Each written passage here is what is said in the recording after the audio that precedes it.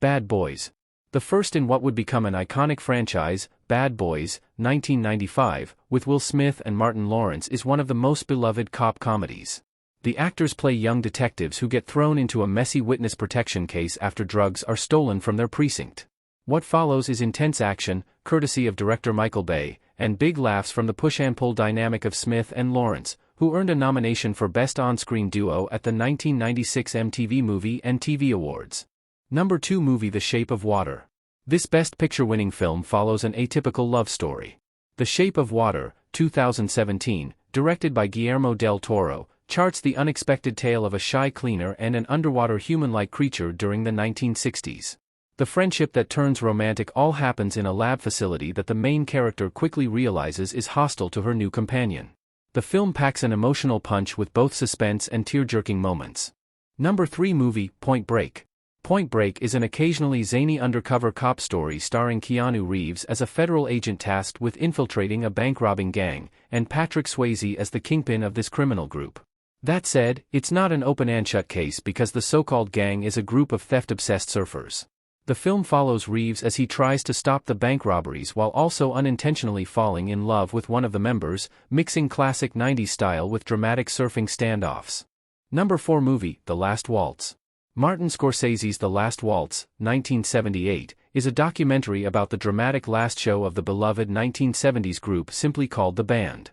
The performance that Scorsese filmed, which happened in 1976, featured guest artists, including Bob Dylan, Joni Mitchell and Van Morrison, making the piece nostalgic for all kinds of music fans. Number 5 movie, Freaky. Vince Vaughn and Catherine Newton star in this 2020 horror comedy that takes a new, darker twist on Freaky Friday. Newton plays a high school girl who becomes the target of the town's serial killer, played by Vaughn. Switching up the typical slasher plot lines, the two main characters start to switch bodies back and forth, confusing the killer's murderous intentions. Equal parts suspense and laughs, Freaky is a funny, fresh take on a well-loved trope. Number 6 movie, The Graduate.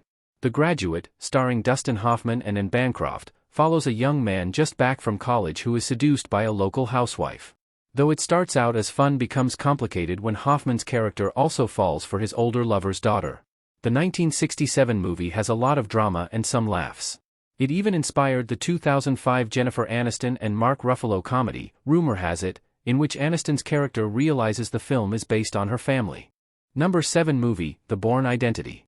In this tale of missing memory, Matt Damon portrays a man who wakes up on an Italian beach with no recollection of who he is, except his talents in combat and languages, which make him worry he may be a dangerous person. His situation becomes trickier when a band of assassins starts chasing him. The Bourne Identity, 2002, also starring Julia Stiles, is an immersive story with the perfect amount of escapism. Number 8 movie, The Texas Chainsaw Massacre. This iconic horror mystery has inspired a long franchise and many spin-offs. The Texas Chainsaw Massacre, 1974, follows a pair of siblings and their friends after a harmless visit to an old farmhouse turns into a fight for their lives. Horror fans will get a kick out of seeing one of the original slasher movies that paved the way for the now popular genre. Number 9 movie, Escape from New York. Though John Carpenter's Escape from New York, 1981, was only a moderate box office success, the movie has developed a dedicated following throughout the years. In the film, the island of Manhattan has been turned into a giant, walled-off maximum security prison, and terrorists hijack Air Force One to drop the president into the city. It's up to Snake, Kurt Russell, to rescue the president and survive the dystopian, futuristic hellscape. Number 10 movie, Drowning Mona. In this 2000 comedy movie, Bette Midler plays Mona, a woman who has just died, and the police think it may have been murder.